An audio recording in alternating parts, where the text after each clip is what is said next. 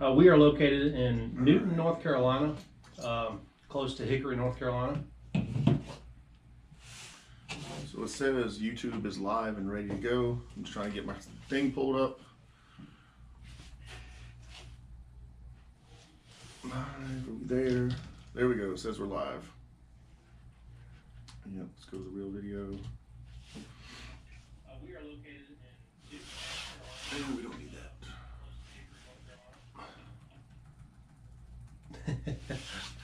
Two loud mofos. All right, so we are live. We're live on Facebook. Let me get that pulled up real quick. And we are live on YouTube. I need to change who's logged in here.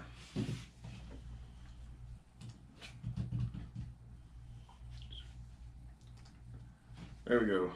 What's up, guys? We're here. We're live. Tech Talk Thursday, here to answer any of your car audio tech questions. We're live on my Facebook, the Sundown Unofficial YouTube channel. We got Kyle's TikTok going live right now. If you got any questions, start rolling them through in the comments, and we'll get to answering them as soon as I can get my other stuff pulled up. Do us a favor, guys, on any platform that you're on, give us a share. It helps put the content out there, helps other people reach us. What's up, Patrick? I see you there on Facebook in the comments. Matter of fact, I might open another channel and we're gonna share some of this real quick. Nope, not that way. Brandon, if you're trying to figure out, Brandon asked, would you recommend 2.8s or 112? Are they going to be comparable models? So if you're comparing, say, two SA8s to a single SA12, and the comparable model would be something like an SA12 Classic, I would probably go with the pair of 8s. Just for simple, the power factor. Two voice coils is going to be better than one. Typically, when you're comparing anything on a comparable model, two voice coils is going to be better than one in that scenario, and that's why I do it. I'd be able to, just throw a little bit more power to the pair of 8s versus a single 12. Cone area wise, yeah, the 12 is going to have your advantage there, but so there you go. Yeah, I'd still go with the pair of 8s. I do pair of 8s too. Check out the Sundown X8s. Those are pretty badass. All right, and we'll be back in stock very well. We said that we'd be back in stock shortly. The remainder of the V3s are coming in really soon, like within the next few weeks. Next 2 to 3 weeks, going off the top of my head. Those will be hitting distributors and dealers that have them on order, so you'll be able to pick up some more of the last of the V3s. V4s are already through production, and as far as I'm aware, they're in transit. I just don't have a firm locked-in date of them showing up here for the new X8 V4s. But it will be soon. I'm expecting them within the next month. That's a guess, but I do not have a locked-in date on them yet. So let's see. You got any more questions coming up there? Keep up the show, boys. There we go. All right. I don't see any questions rolling in on Facebook yet. Oh yeah, we got a ton of stuff coming in on YouTube. Really wish I grabbed my glasses. You want me to read them? Nah, I got them. I'm gonna look like I'm mad because I'm gonna have to squint. You need me? Want to check something? Oh, we'll check it later. I'm just gonna look like I'm mad because I'm gonna have to squint because my glasses are in my truck. He's really pissed. Yeah. What's up, PJ? How's it going, dude? So all right. Let's see. Yo, good evening. Hay's for horses. Afternoon. All right. Hello from Vegas. You said last week subwoofers are underrated by 50%. What amp would you recommend for an X15 V1 D2? I don't know, did I say subwoofers were underrated about 50%? I think I generically said most of our amplifiers when it comes to salt amps, I want to attack the 50% underrating thing first as a question. Salt amps are all rated at 12 volts. So if you run any kind of decent electrical and you're in the 14 volt range, you're going to get about 50% more power. So Assault 4 is going to do 6K, Assault 6 is going to do 9K, Assault 8 is going to do 12K. So that's the hardcore 50% underrating is due with the amps. When it comes to subs, a lot of our subs are 100% underrated. So if we say a sub will handle 500 watts, it'll likely handle close to 1,000 as far as transient music that's going to be up and down. Now, if you're trying to put a solid tone on it, I've tested pretty much every single subwoofer to be able to easily handle at least 50% over the rating. So even something like an E12 that's rated 500 watts, I did a Will It Blow video at 750 watts for 5 minutes straight, and it had no issues at all. So in that instance where you're putting a straight test tone, solid tone, nonstop, all the subs will handle 50% over their rating for 5 minutes straight on a tone. If you're playing your typical music that's going to be up and down, where you're not playing a solid tone all the time, you can usually get away with double or more of their RMS rating. Now, what amp would you recommend for an X15 V1? Man, we haven't made a V1 in a long time. We're on V3. Even in that event, recommending to a solid Sundown amplifier in production right now, I would go Salt 2. I'm always going to be a fan of extra power. I have a belief that guys try and buy too little of an amp, and then you try to overdrive the amplifier. You're going to run it into clipping, distortion, which is going to insert extra heat for no reason. You are far more likely to blow up a subwoofer with an amp that's too small, not by underpowering it, but by trying to get too much power out of an amp that's too small. The underpowering thing is a myth. You could put 1 watt to a sub like this all day long. It never had an issue. You cannot blow a subwoofer by underpowering it, but if you have an amp that's too little power and you keep trying to overdrive it, you can blow a subwoofer that way. So I would go Salt 2. It's going to be a little extra power for what you need, but that's just going to give you more overhead, a cleaner signal, and plenty of power on tap to do what you need to do with that sub. Let's see. Yeah, super chat. Oh, we got a super chat. See, I told you I'm blind. Soulgasm. Oh, it's Byron. What's up, Byron? Byron, what's up, dude? Hey, I'm looking forward to see your truck. I've seen the videos. Obviously, I've heard a lot about it. We've talked about it before. I'm very excited to come get a demo in that thing. Yep. I'm not a personal demo guy. Two reasons, and I'll try to explain this to people. One, I got RBF, resting face like that, so it's hard for me to show emotion when I'm getting demos. A lot of times I'm just sitting there chilling, like, yeah, sounds good. People think I'm mad at them. Well, people think that you're not impressed, and they end up trying to blow their system just to get a reaction from you. Yeah, we almost had that with some of the guys down in Florida. Was giving me some demos, and they really put it to it. We had some stinky calls going on down there. Now, if you can get them to smile, that you're on another level for sure. But so I have the RBF face, and so typically I look like I'm pissed off or something while I'm getting a demo, even when I'm not. And other than that, keep in mind I do have I've done a lot of really loud builds. I've been in some really loud builds, so it does take a little bit extra to impress me. And I hope I don't mean that sounding pissy in any way. And the third reason I don't like demos, and I almost refuse to get in any extreme builds, is because I gave myself a concussion way back when. And it's funny, I told the story to was it Corey Otis down in Florida. He wanted me to get in his extreme caravan. I'm just like, nah, man, I'm good outside. I just leaned in the window and I'll do that. So way back in the day, we used to do 159.9 base race class. And you're talking 30 seconds straight of holding a 159.9 in a sealed vehicle. And we did this at sub frequencies. It was usually somewhere in the 30 to 40 hertz range. And yeah, I gave myself a concussion, a straight concussion, beat my brain up one day doing that. And ever since then, I don't like getting in those builds.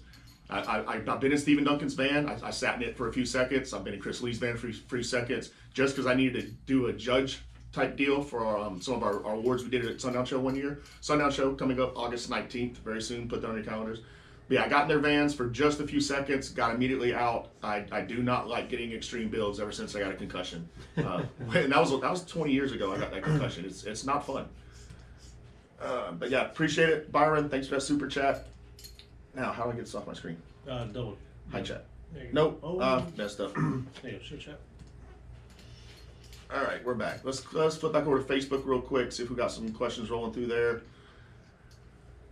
Yeah, guys, if you got any questions, we're live on Facebook and YouTube. Drop them in the comments. I'm going to try and go back and forth and answer some questions one at a time.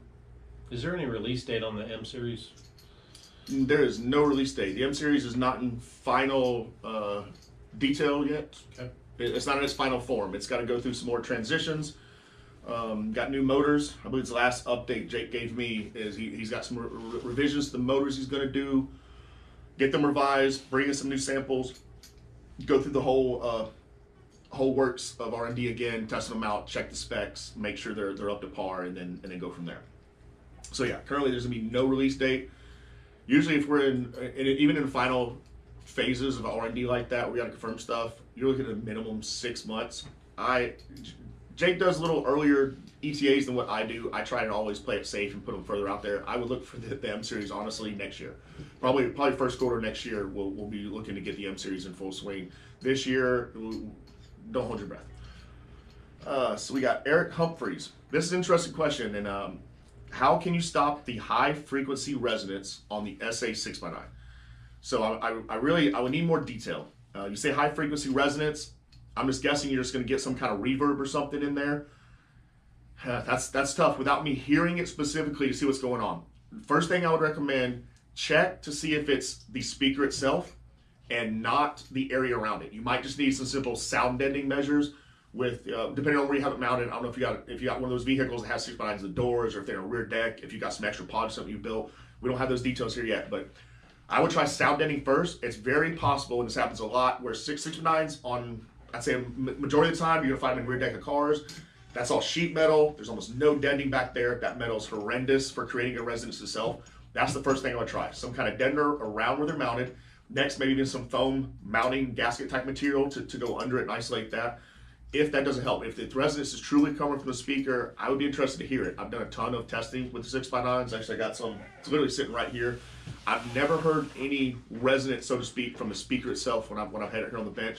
So I would look for possibly something in the vehicle that's creating a resonance and see if you can deaden and quiet that. What's up, Mark? What's up, Joey? Trying to browse any other questions. I don't see any other here. Real quick. All right, let's go back over to YouTube. Oh yeah, looks like we got a ton of stuff rolling over there. All right, we answered Vegas. What's the difference between pink and purple? The grip. Joey, is this an inside joke I don't know about, Joey? I don't know. There might be a different question up there, or a comment or something. Is there something behind me? Did somebody set me up? None yet. No, they might have put some dildos in here or something. All right, polyfill. Why do so many prefab manufacturers use it if it does very little to nothing? All right, well, we'll start with what does polyfill do, and to break it down on an almost molecular level. Polyfill slows down the sound waves. Slow down the sound waves because frequency is all about the. I'm losing my train of thought. It's all about distance. Basically, everything's about the distance. You slow down the sound waves, it's like lengthening the distance, which is like lowering your frequency. You will get lower frequency response by adding polyfill. So does the actual polyfill not confuse, but to make it think the box is bigger? Correct. Okay. That's I don't want to call it a myth. I have tested this to my ear. I've never tested this using any specific unit of measure, using any test equipment. You normally use polyfill in sealed enclosures. Nothing else. If you try to do polyfill in a ported enclosure, you have to do some kind of grate or cloth to help lock it in so it doesn't just blow out your port. I have done it in sealed enclosures 11 billion years ago. To my ear, I heard a difference. Now, you're all supposed to use something, I believe the general rule of thumb is somewhere around a pound of polyfill per cubic foot or something. Don't hold me to that exactly because I haven't done this in an extremely long time because nobody does sealed enclosures anymore. And I'll put it like this. Don't worry about polyfill, build a box to specs, and then you won't need polyfill to trick the box and think it's bigger. That's why you're commenting on prefab enclosures. They're prefabs, they're making them undersized and smaller, and they're probably trying to save on materials. I'm guessing, because I don't know the exact reason that those companies do it. These are my guesses of why they do it. Skip the polyfill, build a proper enclosure, use a ported enclosure. I don't even recommend doing sealed enclosures unless you need something for a very, very specific scenario. Ported enclosures are going to give the typical base head guy, he's going to want the big boom, and you're only going to get that from ported, not sealed. Right. Next question. Was it salt too? Thanks, Cornelius. Okay. Maybe I missed it. Really? Sorry, I was You going threw me, back. you threw me off. Here's the next one. All right. Yeah, no. Write it out, bro. Just write it out. Write out the diary. I know. I see Miles. Miles jumped in. Miles gave me a pretty killer demo, bro. Your video. I put up that demo video last week or something. It's getting pretty good amount of attention. Lots of good comments and feedback. Miles is the one of the coil that had the lightning bolt. The coil that ripped itself in half. That's one of Miles' coils. So if you haven't seen the picture, I posted on some social media. I wish I had an example in person to show you. So basically, there's a voice coil, and it looks like a lightning bolt struck it and went right up it. And essentially, that's kind of what happened. So he pushed that to a point that he was taking it to past the Lex mech. I'm positive it jumped the gap. Once the coil jumps the gap and it catches that top plate, because we have a lot of subwoofers that are bottomless. So you will basically bottom out on the top plate before the coil will smash into the back plate. But you can still just stretch everything out, especially if you beat it up over time and things get so super loose. You stretch it out, you jump the top plate. If it comes slightly wiggles, gets off center, the bottom of that voice coil clips the top plate, causes damage. You've now grounded out your coil. When you cause mechanical damage to it, grounded out the top plate, which then creates a big old spark. And what I like to refer to as a lightning bolt, and it literally sent a Zeus level lightning bolt and split that coil almost in half. The way it just cut right through it. So that's pretty impressive. You rarely see that level of destruction. So, bro, you sent it very, very well. Pretty cool thing about that, we actually took that same picture, made a decal from that coil. You can grab that decal at decaldaddies.com. It's called Coil Rub. It takes the hub the hub logo, if you know what I'm talking about, and we put a coil on there. It says yeah, it says Coil Rub on there. So you get to see that if you check it out on decaldaddies.com. All right, next up. We're answering all car audio tech questions. They do not have to be Sundown specific. If you got a question, throw it in the comments. I'm trying to provide this as a service. How many car audio manufacturers out there, companies out there are doing this, where you get live access to answer and troubleshoot anything you got going on? Not many. So if you would, make sure and click that like button, double tap your screen. Even if you're watching on Facebook, just give us a like. I'm trying to build up some of my watch minutes on Facebook over there. Somebody asked a question real quick. What do you mean unofficial? Do you work at Sundown? I unofficially work at Sundown. No, official answer is yes. So my day job, as I like to put it, my primary full-time job is I run the back half of the building. So everything that's shipping, inventory, warehouse, I manage all that. That's the primary day job. I also handle a lot of the social media stuff. And years and years ago, I created something called Sundown Unofficial, which is what I still do. And it's just a big social media push. I want to do something that was more laid back and didn't have to be quite so prim and proper and professional, where we could just start a camera, do what we're doing right now, just start a live feed or shoot some video, where if I need to go in the warehouse and say, hey guys, look at this. And we didn't have to worry about setting up in a professional studio, right, or being exact. I didn't have to worry about putting on a suit and tie and being in front of a camera and doing a full-on production. I just wanted something that could just be super laid back. And I've gotten a lot of positive feedback. A lot of people say they relate to it really well.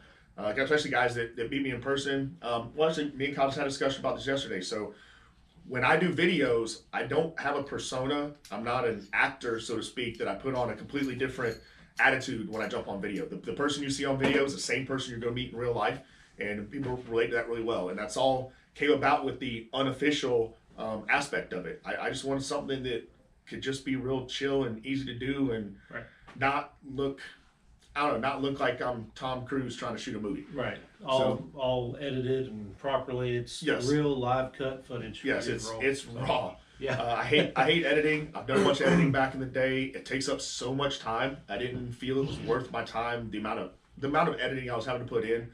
And so now a lot of what I do is I click record on camera and I do one-shot takes. Amped out a video I did last night. I literally clicked record, went through 10 to 11 minutes straight of just recording. That's it. I just want to keep it as unofficial as possible. So if somebody complained that I wasn't being super professional about something I was doing, I'm like, well, this is my personal stuff and it's my unofficial stuff. So take it and shove off with it. This is what we do here. And Unofficial is the merch, the official merch site of Sundown Audio, Sundown Power Sports. Correct. We handle all the merch, all that stuff. Tons of merch coming to Slamology. We leave 1 week.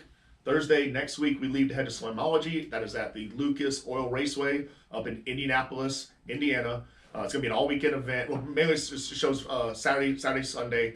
We leave Thursday. We have to be there Friday, check in. We're going to have a ton of new stuff. I'm trying to put on one of the biggest, best booths and displays that Sundown has ever done in the history of car shows. We're taking a lot of stuff up there, a lot of cool new stuff we'll have on display. So come check that out in the booth. We're also gonna have a lot of new swag, a lot of new t-shirt designs, a lot of new stuff we're gonna drop. I thought about showing off some of it here, but I'm like, no, we're just gonna wait and just pow, surprise everybody at the show. Some good stuff, guys. Yeah. You're gonna want to stop by the Sundown booth at Slamology. All right. A lot of good stuff. So that being said, let's jump into some questions. Yo, Derek, I have two ZV418s with nightshade coils. What amp do you suggest? Solid 8. All day. Make Solid sure 8. you have the right electrical. Yeah, well, that comes in a whole different scenario. Yeah, when you go big power, you gotta have big electrical to back it. Do not short yourself on electrical. I'm a huge proponent and fan on starting with a solid base. That means start with good electrical before you try to go to big power. A solid 8's doing you no good if they make good power, low voltage, but if you're dropping to 10 volts, you're too low. You're actually gonna damage something in your vehicle if you're dropping voltage that low. So start with a good base, deadener, solid box, good electrical. That will only help you get louder, easier when you expand your system later on. Right. But yeah, two Z418s. I'm a huge. I overpower everything. I'd rather have too much power than not enough. To me, it's safer on your setup to have too much power and not enough. So solid 8 all the way. Can you do a dyno on the Cab M4? It's an Apex question. Yeah, I think we actually have. I have a test bench and I have a dyno. So if Apex wants to do a dyno on M4, they're more than welcome to bring one up here and we can do dyno. Actually, we've done a dyno on it. Yeah. I don't know. Go to if you're on YouTube, just search in Cab. I guess it would be under Cab M4 dyno. Did you? I didn't make a video. Oh, I thought you did. I have not made a video Oh, on it. okay. So all the Cab amps we've tested. We tested them right here. Cab Audio Apex. They went out the back section of our buildings. They're right in the same building. I work with them real closely. They're couching with me right now. We have bench tested all their amps. We dynoed all their amps. I did not make a video of the M4. I didn't know if y'all had any pictures or footage when we did the dyno work. Yeah, if Kyle wants to bring one up here, absolutely. We can slap We'll one on get the some of dyno. those in there. We've Might got even- some. Might even go live and Yeah, we can go live and stuff like that. We've got real quick on the cab thing since we're talking about it. We've got cab 22s. There should be another batch coming, and if you like the 45s, excuse me, if you like the 45s, we have a V2 that may be on the way soon. So that's just something cab related. You can grab all your cab stuff at caraudiobargain.com. So just throw that out there. Yep, and those were really good amps, the Cab 22 and the 45. Absolutely, it's a great budget amp. Everybody's great value. Great value for what it is. Definitely. All right, so can you do a dyno? That's not a question. I don't know if this is in. Okay, it's two part. I got 410 UV1 on a 7500. What's best at 1 ohm or half? Well, best will be best is going to be the power you need at the highest impedance you can get it. A higher impedance is going to be better because it's less current. Now, if you already have your subs and you have your amp, you don't get to pick 1 or half. That's not available. If you have the ability to wire to half ohm, you would then, instead of being all parallel, say to half, if you do a series parallel, you're going to jump to 2. So you don't have an option between 1 and half. Let me know what voice goal your subs are, and I can help you figure that out.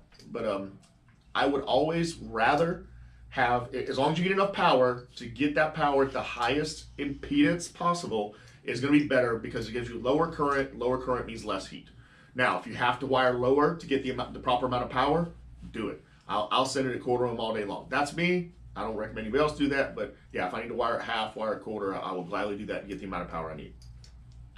Hey, thanks for the roses. Let's see. ETA on ZD6 15 recones. Oh, that's easy. Next week. Next week? Next week. We have actually we got parts coming in. So yes, we personally have 3 containers coming in, and there's gonna be a bunch of parts of those 3. If for some reason there's some dates crossed, there's a possibility they show up tomorrow. There's a possibility they show up Monday. There's a possibility they show up Wednesday. I'll just say the freight companies got some dates mixed up. We know they're coming in within the next week. Fingers crossed, unless something else messes up. Right. But yeah, we got 3 containers coming in, loaded with parts and some other subs, some subs on there as well. But the cones we're currently out of at stock here, 50-inch cones, will be on those containers. We will be building those drop-ins again next week. Yep. So there's drop-ins. Well, that's not a question. Why is Sundown so expensive? All right, maybe Integrity News. It says, can you guys please do the $1 million speaker box challenge? Explain to me what that is. I've never heard of it. You know what that is? No. $1 million Sounds speaker out of box my challenge. price range. With 250 watt SUD and 250 amp to make big dB. All the big DBs. Well, I don't know. Explain to me what that is. I've done the $150 challenge. I've done it several times. As a matter of fact, me and my brother built probably one of the loudest trunk cars I think that's ever been in the $150 challenge. We only lost one of the very first years. We lost to a CRX with our trunk car. We pretty much smashed everybody else in that challenge. I've unofficially competed in it a few times afterwards. We even used Mike's Suburban one time and put up a hell of a score in his Suburban with the $150 challenge. I don't like officially competing in that challenge anymore because I feel like I kind of got an unfair advantage. I do use the same product as everybody else, but because of who I am and what I've done through the years, and I like Project SPL, if I could throw a $150 challenge equipment at that thing and probably decimate almost anything out there. It's just a byproduct of competing for so long and having one of the loudest super street vehicles in history. It gets loud with almost any equipment I put in it. So I don't like to officially compete in those things. I'll still, for demo purposes, put up some numbers and show off. But I don't want to take an award away from your average user. As me coming in as more of a professional, I would just feel bad if I took an award away from somebody else. I try to more support the $150 challenge. We've actually done package deals for it in the past. If you're not familiar with it, you essentially $150 to buy a subwoofer and an amp. It's the only thing that costs that applies to the money. And do your install, put it up. There's a Facebook group for it. It's literally just $150 challenge. But yeah, we've put together some Sundown yard sale packages in the past for $150 specific to those challenges, and they've done really well. All right, next question we see here. Maybe I missed it. Did Toe Piglet get the sub box built? No. Toe Piglet started with the electrical and then got the head unit installed, and then it got put on hiatus. I actually still have all the equipment, and most of it's sitting literally on the top shelf over there in my office. I still have most of the equipment. I didn't even make it to the door speaker install. We had some issues arise, and just some things got sidetracked. So Toe Piglet got put pretty much on an indefinite hiatus. I do plan on getting back on it at some point, getting at least the door speakers installed. I do so much work and towing with that truck. Right now I can't afford to lose my space under my back seat. I need it for storage too bad. So maybe in the future I'll get back on it, but right now it will be getting a door speaker install coming up sometime in the future, near future. I don't know how soon, but as far as a full sub install, that is not in the cards for right now. It got put to work too much, and I can't afford to lose that space. I don't see a question there.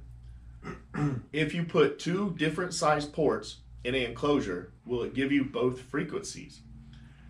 No. And so there's a lot of yes and no's to this question. Rather than try to take the time to break down the science, let's just go with don't do that. So yes, you can get two frequencies if you're putting. Keep it simple. Yeah, I'm trying to get too carried away with the explanation.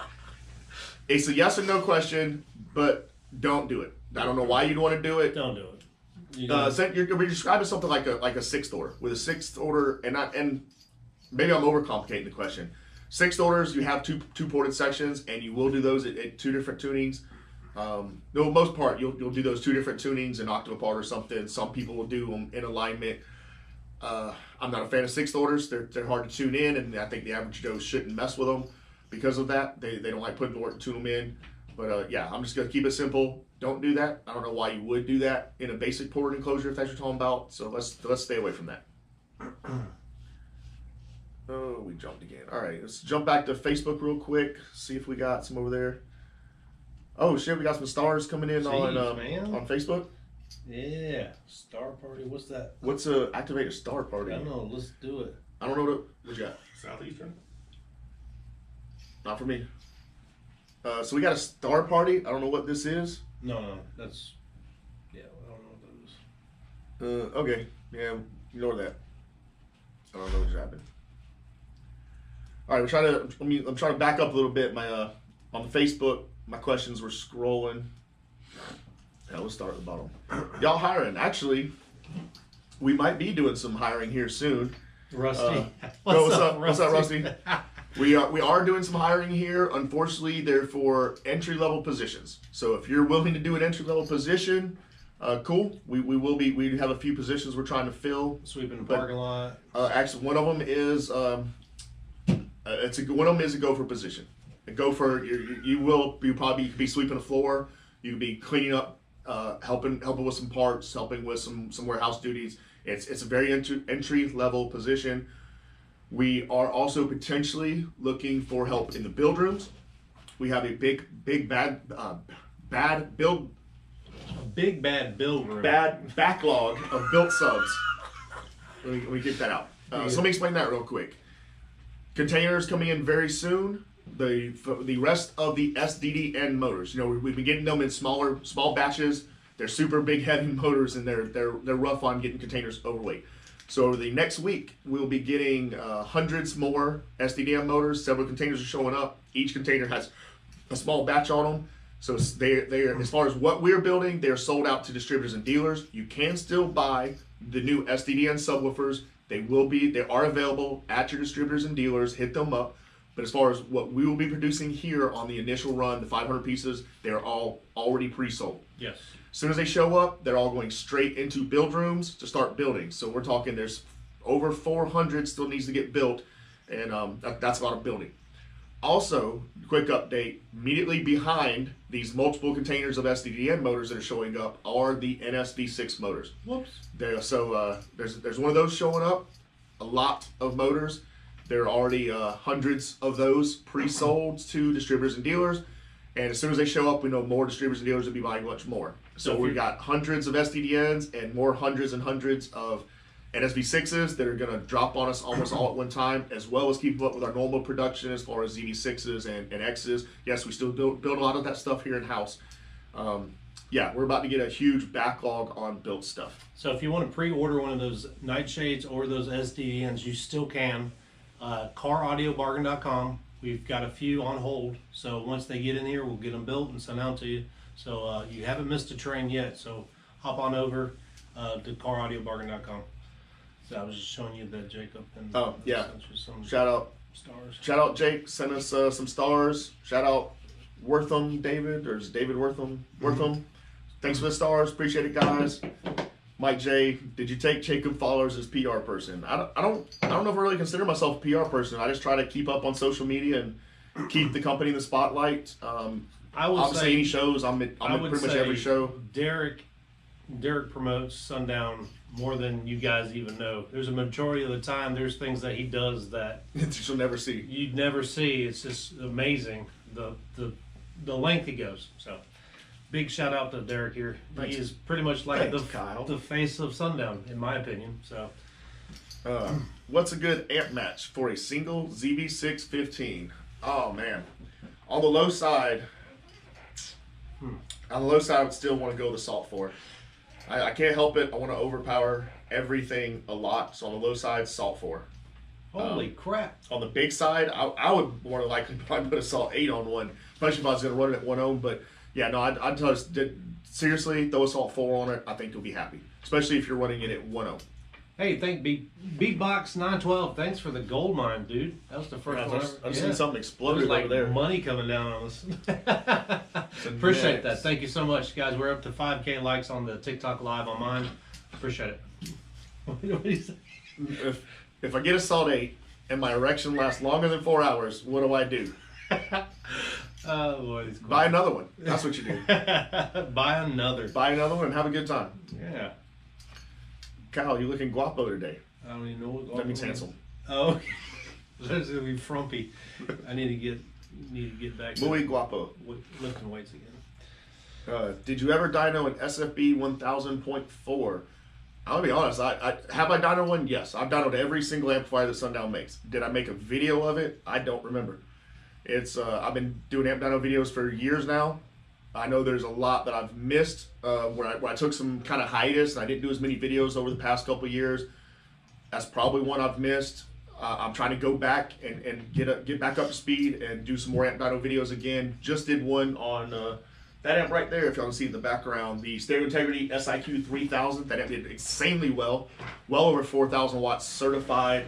It's on sale for $779, so it's a super value, beautiful amp.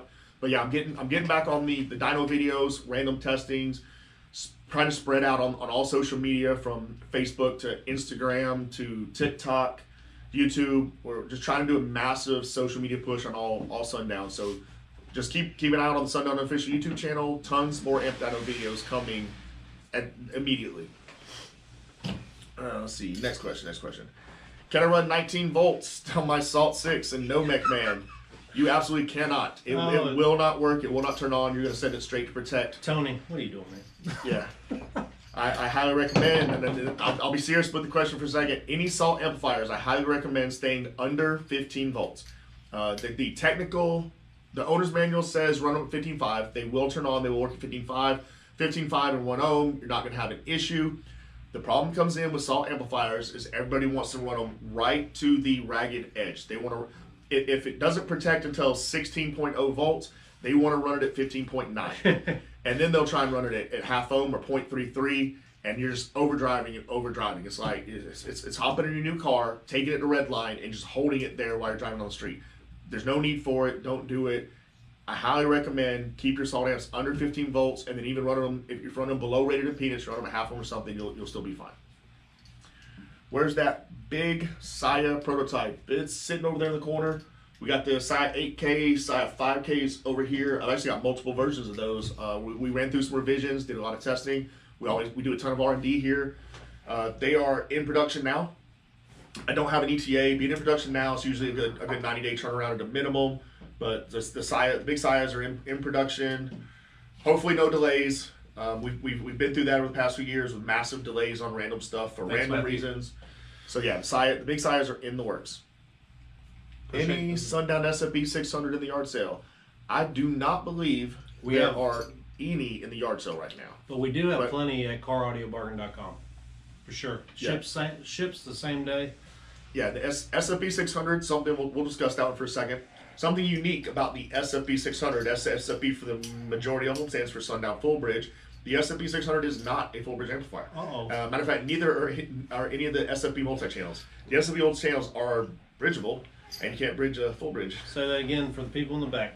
SFB 600 is a half bridge. It's not a full bridge amplifier. That's the only one out of the whole lineup.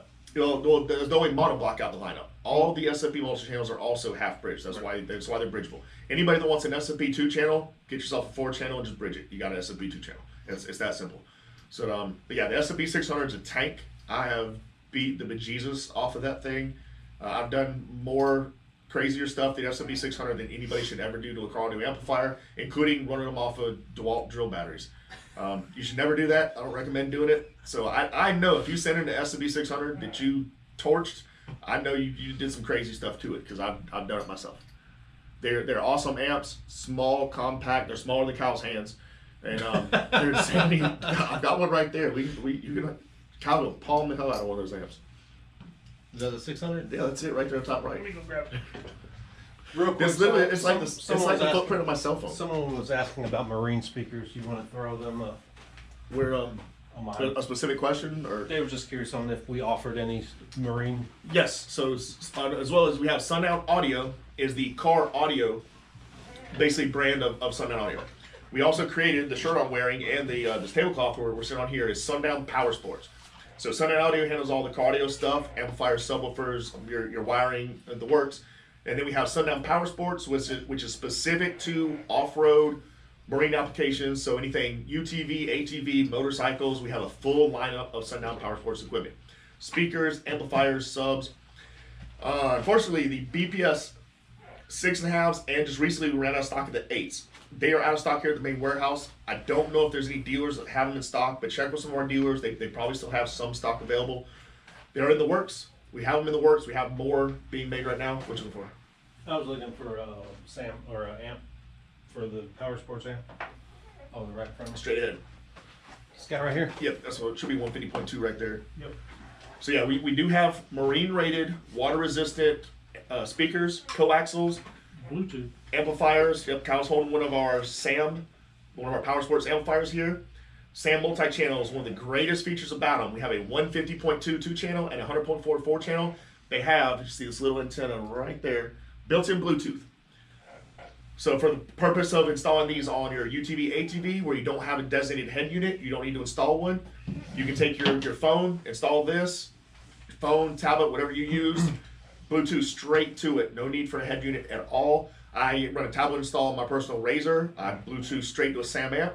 They also have daisy chain capability in the RCA. So you can run RCA input if you're running a head unit. If not, Bluetooth to it. Use the RCA output to daisy chain to multiple amplifiers is exactly what I do on my own personal street legal turbo Razor. It's pretty badass. I actually have this same. It is pretty badass. I actually have this same amplifier in my old school Cadillac because I didn't want to cut the dash up, so I've got this in my glove box, hooked to some dash speakers and to my phone Bluetooth. Didn't have to do anything else. Yep. When it comes to the SAM amps, they're all fairly small. We have a 2-channel and 4-channel. We also have monoblocks available in 600, 1000, and 1500 watts. So we do have a fairly decent size monoblock subwoofer amp. We have subwoofers available that are marine rated in 6.5 and 8 inch. They're pretty amazing. If in my opinion, I actually like them. So yeah, if you're interested in anything water resistant, we have a whole Sundown Power Sports lineup. Power Sports. And there's your SFB 600 that we were talking about earlier. Yep. About. See, I wasn't joking. Kyle goes high five and the amp disappears. It's gone. All right, next up. A whole lot of sexy in this room. Oh my. I guess you're talking about that subwoofer back there. Oh. So if anybody's wondering, this is an SDDN. This is one from Dave Lee, DL Designs, that he just built. I got a video I put up across social media talking with Dave, talking about some of the specs on this one. It's got that beautiful DL Designs carbon fiber cone. But yeah, this is the SDDN with the upgraded big 3.3 inch coil. These are now the current highest rated, highest power handling subwoofer that Sundown Audio offers, 3,500 watts RMS. I've done a ton of testing here, including I took a SDDN 15, 20 hertz tone at full X spec for an hour and a half straight. So if you haven't seen that video, you can check that out on the, we went live and did it. I was that confident in the subwoofer. We went live, beat the snot out of it for an hour and a half straight, handled every bit of power and boost that I could put to it. You can find that video on the Sundown Unofficial YouTube channel if you want to go check it out. But yeah, beautiful sub, beautiful carbon fiber cone. If you're interested in getting any custom stuff done, especially with these carbon fiber options, hit up Dave Lieb at DL Designs. You can find him on his Facebook page. Yay, shout out Cliposaurus. Hey, who's that? Savion. Savion Smith. What's up, man? Appreciate it. What's good power for 1 VEX 10 and 2 VEX 8s in each door? So good power, the best amp we currently make that I would say would be a Salt 500.4. That amp is so universal. 4-channel amp is extremely powerful for a 4-channel. So it's going to give you a ton of overhead, plenty of power to do whatever you want to put on it.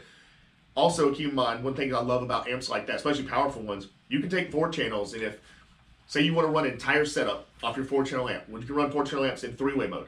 So you take your front, left, front, right, run your doors, take your back 2 channels, bridge them, multi-channel it is bridgeable, run that on a sub, or if you just need that much power on your doors, you can load it up. It is an extremely powerful amp, excellent quality, excellent sound. That's going to be the amp I recommend.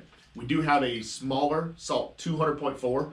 It's going to be less expensive and less power. It's still a very powerful 4-channel. But if you want the absolute best we make right now, and I'm assuming so because you say you got Vexes, and that's some of the best mid-range speakers we currently make. Munch loud. Yes, Salt 500.4 is going to be it. Yeah, I run Vexes. I actually run them on my Razor. I just swapped out the Vex 10s for Made of Steel that we did down in Florida. Yeah, the Vexes get insanely loud. And if you didn't know this, I describe them as a full-range speaker. We don't rate them as that. We kind of call them a mid-range, mid-bass type deal. But depending on music, if you're not running modified music or anything that's super low and bass boosted, like if I'm playing traditional rock or I like playing a lot of 80s stuff lately, you can run Vexes full range. I mean truly full range, and they will handle it. I've ran mine all the way down to 20 hertz. They will handle it no sweat as long as you're not playing any modified or low-end bass boosted music. If you're doing that, don't try it. You're just trying to trash the speakers with that stuff. All right, next up. Come to TDH next year. That is very possible. I haven't been to TDH since they relocated the show. They went a little further north, and TDH is actually a pretty good haul from down here. But yeah, TDH is in the cards for next year. We are going to try and come to that. I'm going backwards. It's easier for me to get up through the questions here. For the future, what can I do to help avoid that coil from doing that? And I'm trying to bandpass setup, shrink your sealed section. You're going to need to get some kind of better control. So this is Miles. Essentially, he jumped the gap. When you jump the gap by getting your sub to move too far, you can help get more control on your sub in a bandpass situation by shrinking your sealed section. Downside of shrinking your sealed section, if you're trying to specifically tune for lows, it can shift your bandwidth. Also, to help restrict that, could be going with a stiffer suspension. Negative side of that, stiffer suspension is going to raise the FS of your sub. So there's going to be a balance you got to play with and figure out. But those are the two easiest scenarios to try and help that. If not, you're just gonna have to learn how to control that volume knob and find your limit and stay there and don't get too volume happy. You going back up or down? Yeah, it's going up.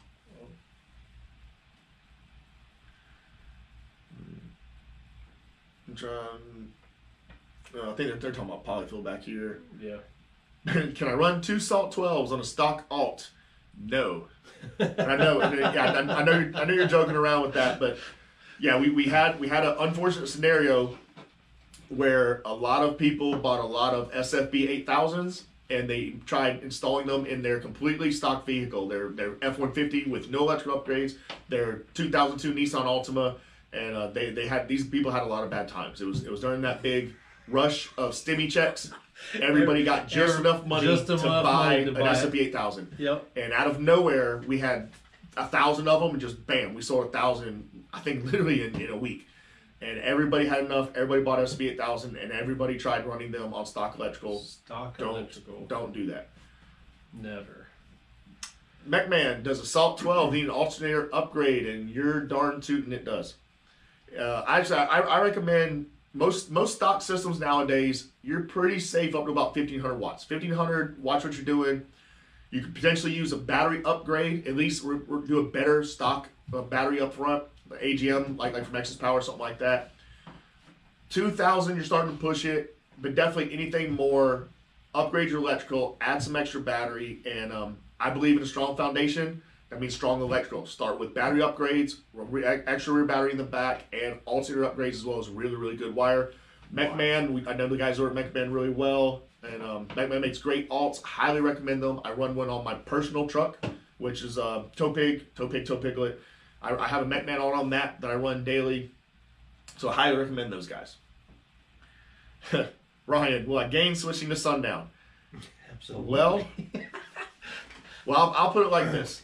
Are you chasing SPL numbers? If you're chasing SPL numbers and you only want to be loud on a meter, you switch up to something like a U series, I think you will get better SPL numbers.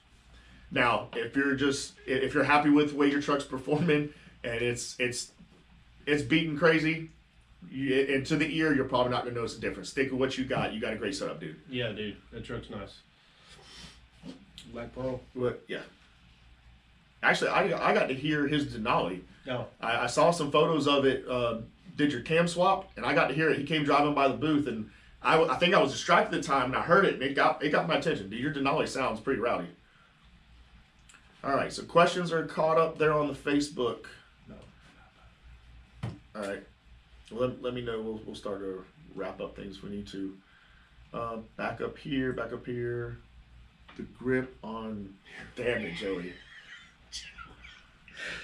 Let me see. Is 4,500 watts RMS overkill for two SAB 212s? In my opinion, no. Yeah, but I would do it, especially one of the big things to keep in mind is depending on how you're wiring it. If you're wiring it half ohm, you're spiking your current, you're gonna induce a lot more heat. Be careful how much you overdrive it. Now, if you're putting a 4,500 watt rated amp on there at 1 ohm, send it. They'll take it all day long. Let's see. I put a. I'll bring a laptop next time so I can see comments and stuff. Are you going to test the Salt one as well? Yes, we will. Wait, you're retracted in front of me. Yeah, I've seen that. Salt one, I actually have one right there. Salt one, we will be testing it. I've already done all that data testing. I just got to get down to making a video, and it is next up on my playlist. That's why it's literally chilling right here next to me. Oh. Yard sale. I see yard sale question mark. I don't see a specific question. Yard sale's kind of in limbo right now. We've been moving bulk of that product in bulk batches. We've been batching it up. We've got dealers now trying to procure all of the yard sale product in batches like that. They're trying to buy it out that way, so it's not really making it to the public from us. That's what's going on with the yard sale currently. There's still some stuff on there for sale. I don't know how much. It hasn't had an update in a very long time. I don't think it's had an update all this year, but it still exists. It might come back in full swing later. We're not completely discontinuing the yard sale yet, but as right now, we have some distributors and dealers that are cleaning out the product in bulk. So we don't have it here to sell. All right. You can keep going. I don't want to cut you. Yeah, I'm gonna try and finish up here for. I'll probably cut it off about 4:30, guys. But if y'all got any questions, throw them up on my Facebook and YouTube here. Kyle's gonna head out. We appreciate Kyle stopping by. No problem. Not a problem. Everybody give Kyle a wave. Wave by when I go by. Bye, There we go. guys. See y'all.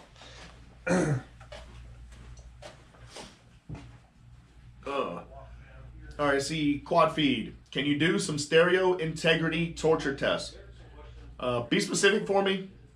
What kind of torture test do you want to see? Do you want to see it on some subwoofers? Do you want to see it on some amplifiers?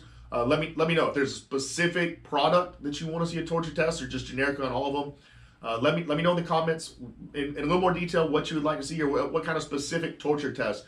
I will be doing a lot more testing on some stereo integrity stuff. I didn't realize the popularity of some of their amps had. I did the amp dyno test on the SIQ 3000, performed really, really well. Got well over 4,000 watts certified at 1 ohm out of that amp, and considering it's selling right now for $779, that's a heck of a deal.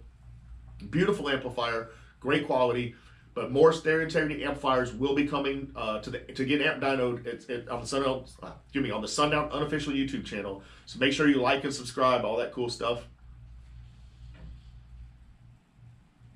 Let's see what Andy, I see you up here. I'm going backwards up through the YouTube comments now. What's up, Andy? Yep, we will all be up. Right now, Kyle is in the works. He said he is coming to Slamology as well. So we will all be up there coming. We're putting up the big Sundown booth. We will have the huge truck and trailer. We've got that big Sundown Super Cruiser, the F650. We're going to have a massive display up there. I've been looking for some speakers to fit behind my back seat in my 4-door 2011 Tacoma. So I'm not personally aware of how much space you got back there, but we have several shallow mount speakers available. The first one I'll tell you to look into is going to be our SML. That's the shallowest speaker we have in our lineup. This is the SML. We're available in 10s and 12s in both dual 2 and dual 4. If you have the room that I'm familiar with, but behind some of the trucks back seats like that, you should be able to fit some SML 10s. Also, besides the SML, which is super shallow, you can also run something small. I'm a big fan of our SA 6.5s. They're tiny, very compact, work well in small sealed enclosures. You can fit them about anywhere. But SML is going to be the first subwoofer I would tell you to look into. It's got about 3.5 inches of mounting depth, but that's going to be my first recommendation to you. If you need something a little different, and I don't know what the underseat is like in a Tacoma, but guys in the full-size trucks love to run things like our SA 6.5s. They fit under seats really well, and I know you can also tuck them away behind the seats in a lot of your trucks. I've had my Salt 4 at 140-degree temperature. What's the thermal protect point? So it's hard to say a specific temperature, as in if you hit this temp, it's going to go in thermal protect. There's some variables that go into play. For instance, basically the temp probe on the Salt amps is just one tiny probe that's in there in one specific spot. So you might be able to throw a ton of heat to your amp. The heat's going to build up more towards your output section. You might be able to throw a ton of heat to your amp and build up heat without it hitting the thermal probe and be fine. When basically you're just going to get different readings depending on if you heat up your amp fast, or if your amp just slowly heats up over time. If you've been playing all day, if your amp's been in sunlight, all those will make a difference in what kind of temperature that thermal probe is going to read. The thermal probe for the remote knob is not the same thermal sensor that clicks it into protection. So I can't give you a specific number. They will sometimes protect at different temperatures for those reasons. Where can I order a Sundown straw hat? SundownUnofficial.com. The straw hats are up there on the site under the hat section. You can order them there. Downside of ordering through the site, we got to pay shipping costs, which raise the price. If you come to a show that we're going to be at, we will always have the straw hats on sale, extremely discounted. We'll have a ton with us up at Slamology. Slamology's next up on the list, then X's Power Show over in Knoxville in July, then Sundown Show here August 19th at the Hickory Motor Speedway. We'll have a bunch of Sundown straw hats there available for dirt cheap prices. Is there any reason not to do a C-pillar wall? No. Essentially, a C-pillar wall, you get to keep your back seat. Downsides, you keep your back seat, you got more area. And I'm just doing a comparison, B-pillar versus C-pillar. B-pillar, you're closing off your space. You're getting the subs and everything. You're giving yourself more volume to play with, and you're getting your subwoofer essentially closer to you, to your listening area. C-pillar, they're further back. It's going to be a little more difficult to get loud. Especially if you're not interested in SPL or put up any numbers, bro, keep your back seats, go C-pillar all the way. If you got a big SUV, you can still get a really, really good setup as a C-pillar. Let's see, what's next? Are the XV2s still being made? If so, how long will they be in production for? So it is difficult for me to answer those questions accurately. Here's the best answer I can give you. XV2s, and as far as I'm aware, in all sizes and all coils, are still in stock and available at Down for Sound. I'm not aware of any other dealers that have any stock left, but Down for Sound still has a lot of stock of XV2s. So if you need one, they're available right now. How long they're going to be available for, that is impossible for me to predict. That's crystal ball level prediction. So all I'll tell you for right now is they're in stock. You can buy them right now over there. I believe the prices are all also discounted. You'll have to check their website for that. I don't know the exact prices off the top of my head. But yeah, if you need an XV2, there's still plenty available over there at downforsoundshop.com. Check them out. All right, next question. We're scrolling to YouTube. If you have any cardio questions, throw them in the comments. It doesn't have to be Sundown specific. Any question, I'll do my best to answer it. We've got about 14 more minutes to go before we're going to end this. Oh, and if I happen to miss your question on YouTube, I don't like feeling like I'm asking for it, but if you want to make sure I see your question, bro, throw it in a super chat. Throw a little super chat on it. It's going to pop up. It'll basically make sure to get my attention. That's the only way to guarantee, especially I don't have my glasses on today. I'm having trouble kind of reading some of these. But I will do my best to get everybody's questions. I have a Salt 2K. I have room for a 4 cubic foot box. What sub or subs would you choose? So 4 cubes, and I'm going to assume that's net volume. Anytime you speak of enclosures, you should always speak in net volumes. Gross volume is pretty much irrelevant when it comes to enclosures. So if you have 4 cubic foot of net volume, that'll work for any of our bigger 15s. Usually we'll go a hair over, recommend about 4 1/4, 4 1/2 or so, but 4 cube is still plenty. I would probably go for something like an XV3 on the low end, or potentially a Z. So XV3 or a ZV6, depending on what your budget is. ZV6 is definitely going to hit harder. The X is going to want to play a little lower. It's going to have that lower FS. But I will start off with like an X15 on a 2K. I think you'll be very happy with that setup. Hello guys, love Sundown. When will Sundown change the Team 18 RMS Wadi? So there's currently not a Team sub in production. The SDDN that you see behind me is the highest power handling sub production right now. Has the bigger 3.3 inch coil, 3,500 watts RMS. There are some Team designs in the works. A Team sub will come back in the future. Do not expect one in the near future. No confirmation yet if it's going to have a higher RMS rating. So Team subs, traditionally, the older subs, the Neos and the Ferrites, ran a 4-inch coil, 5,000 watt RMS power handling. But we don't have anything finalized for the next version of the Team sub that's going to come out. All right, what's up?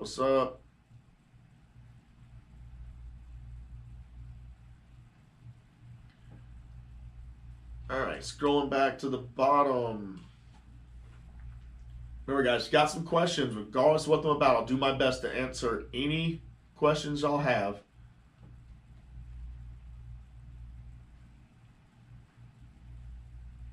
Man, did you check voltage, output?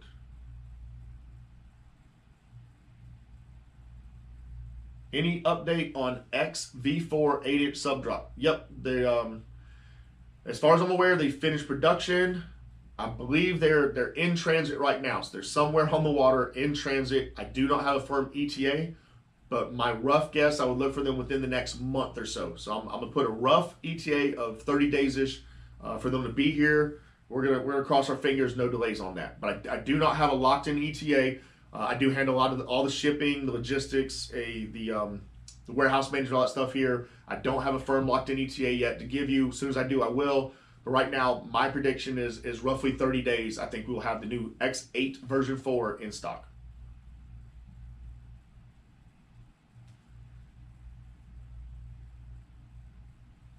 What could a whistling pole vent be an indication of? So whistling pole vent, the whistling's basically, I don't know, I'm trying to think of a good word to describe it. Acoustics of the pole. It's like using your mouth to whistle. Now, if a pole didn't whistle and changes, check and see, make sure nothing's stuck in the pole vent. There's no issue. You don't have anything getting your enclosure. My biggest question would be, why is your ear so close to a pole vent to hear it? That seems abnormal. Maybe if you had subs inverted, but if you had subs inverted, they're going to be back in an enclosure. I think it's weird you got your ear close enough to hear a pole vent, or that you had a pole vent that's inside, inverted enclosure, and it's whistling so loud you can hear it. Those are very oddball terms. I say it like that because we've had guys in the past buy brand new subwoofers, pull them out like this, have them on a bench, hook them up and play them, and then they've taken their phone and they've gotten this close. They've been inches from, say, the cooling ring in here where we've got some cooling channels and air coming out, and they'll get inches from it and be like, hey, I can hear air coming out of here. It's like, well, why are you filming it outside of a box with a phone 2 inches away? If you were even 2 feet away, you wouldn't hear any of those noises. So I don't know if that's what you're doing there, but basically it's one of those things like you go to your doctor and you say, hey doc, it hurts when I do this, and the doc goes, then don't do that. Like if you're hearing whistling noises because you got your ear too close to the sub, don't put your ear that close to the sub.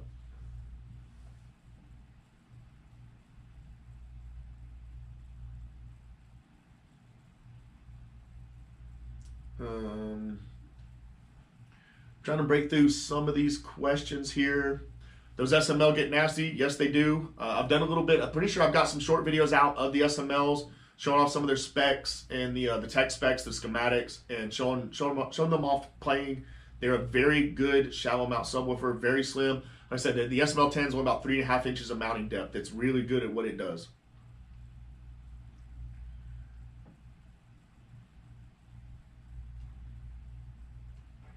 Let's see.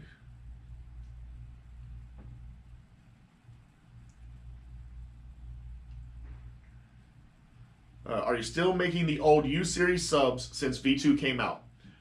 All right, so there's still U-Series, UV1. We have V2s fully in stock here. We do still have some straggler UV1 stock here at the main warehouse, and I know because we've been closing out the dealers, that our dealers still have brand new V1 stock out there. So if you need any UV1s, similar to how I said, I know for a fact Downtown has a bunch of XV2s still left in stock. You can buy them there. Pretty sure Big Jeff and Drop and Hurt should still have a bunch of UV1 subwoofers in stock. There have been some of the main ones doing the closeout, buying some of the leftover stuff. Drop and Hurts might be who I would lean towards, more potential for having some stuff in stock. But those two guys, Drop and Hurts car audio and Big Jeff car audio, very potentially have a bunch of UV1s in stock if you need to get an old one for some reason.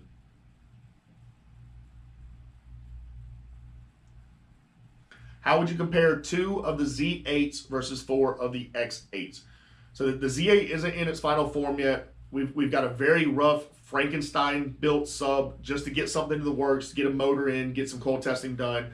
It is not in final production. So it's hard for me to do a fair comparison. In the instance of a 2 versus 4, X8s are excellent subwoofers. I would definitely go with 4 X8s over the 2 Z8s. I have 2 ZV515s, dual 1 ohm. Should I run 1 big amp or 2 smaller amps? 1 big amp. 1 amp is always easier.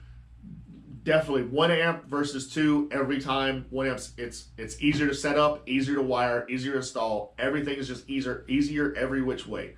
So that's going to be my recommendation. 1 big amp over 2 smaller ones.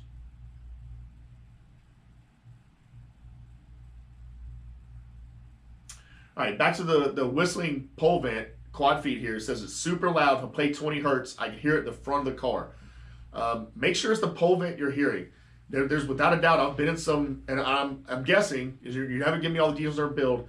I'm guessing this is some kind of bandpass and something. Other than that, I don't know why your subs would be inverted if it's not some big bandpass you're trying to cool them off. I've been in builds where there's just a lot of rattling, a lot of air noise, different things that can lead to that. The easiest way to help with wind noise is created by port and by velocity.